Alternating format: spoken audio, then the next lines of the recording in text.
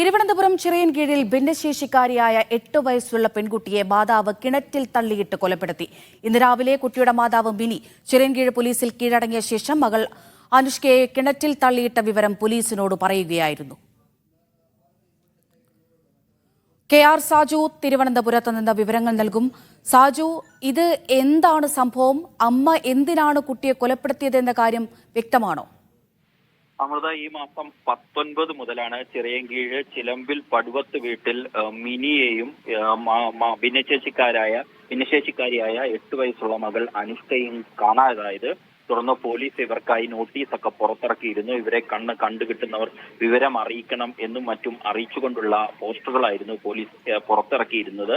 പക്ഷേ ഇന്ന് രാവിലെ ചിറയൻകീഴ് പോലീസ് സ്റ്റേഷനിൽ അമ്മ മിനി നേരിട്ട് ഹാജരാകുകയായിരുന്നു. തുടർന്ന് മകളെ കിണറ്റിൽ തള്ളിയിട്ട വിവരം പോലീസിനോട് പറയുകയും ചെയ്തു. പോലീസ് പരിശോധിച്ചപ്പോൾ വീട്ടിലെ കിണറ്റിൽ നിന്നും കുട്ടിയുടെ മൃതദേഹം കണ്ടെത്തുകയും ചെയ്തു.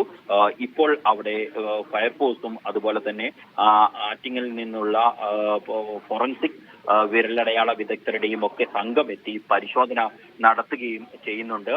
സാജു, ഒരു സംശയം, കുറച്ച് നാളുകളായി അമ്മയും കുട്ടിയെയും കാണാനില്ലായിരുന്നു എന്നാണല്ലോ പറയുന്നത്. അപ്പോൾ കൊലപാതകം എപ്പോഴാണ് നടത്തിയത്? അമ്മ എപ്പോഴാണ് കുട്ടിയെ കിണറ്റിൽ തള്ളിയിട്ടത് എന്ന കാര്യം അറിയാമോ? ഈ 19-ാം തീയതിയാണ് കാണാതായത്.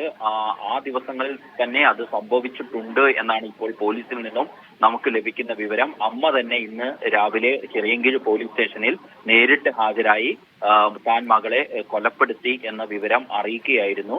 ശ്വാസം മുട്ടിച്ച് കൊലപ്പെടുത്തിയ ശേഷം കിണറ്റിൽ തള്ളി എന്നാണ് ഇവർ പോലീസിനോട് ഇപ്പോൾ പറഞ്ഞിരിക്കുന്ന വിവരം. ഈ മൊഴിയെ അടിസ്ഥാനമാക്കിയാണ് പോലീസ് വീട്ടിൽ പരിശോധന നടത്തുകയും കിണറ്റിൽ നിന്നും കുട്ടിയുടെ മൃതദേഹം കണ്ടെത്തുകയും ചെയ്തിരിക്കുന്നത്. ഈ മൃതദേഹം ഇപ്പോൾ ഫയർഫോഴ്സിന്റെ സാന്നിധ്യത്തിൽ ഫയർഫോഴ്സ് പുറത്തെടുക്കുകയാണ് പോലീസിന്റെ സാന്നിധ്യത്തിൽ. അതിനുശേഷം മറ്റ് നടപടിക്രമങ്ങൾ പൂർത്തീകരിക്കും.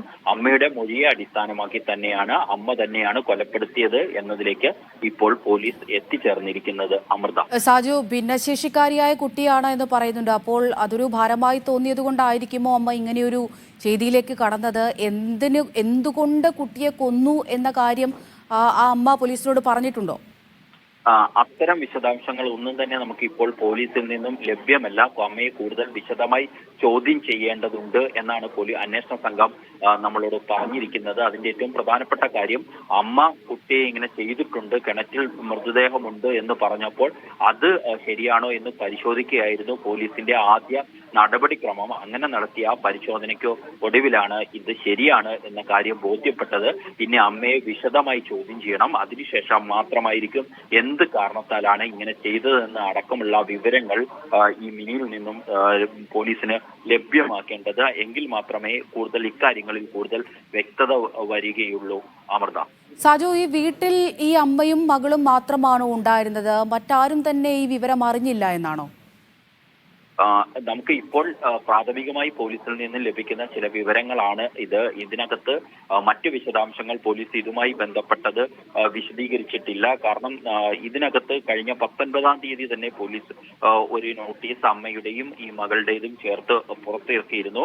അതിനകത്ത് പറഞ്ഞിരുന്നത് ഡിസംബർ 19 രാവിലെ 10:50 തിരുവനന്തപുരം ജില്ലയിലെ ചിറയൻകീഴ് ചിലമ്പിൽ നിന്നും ഇവരെ കാണാതായി എന്ന് മാത്രമല്ല, കുട്ടിക്ക് ഡൗൺ സിൻഡ്രോം ഉണ്ട് എന്ന കാര്യവും പോലീസ് അന്ന് പുറത്തിറക്കിയിരുന്ന നോട്ടീസിൽ വിശദീകരിച്ചിരിക്കുന്നു.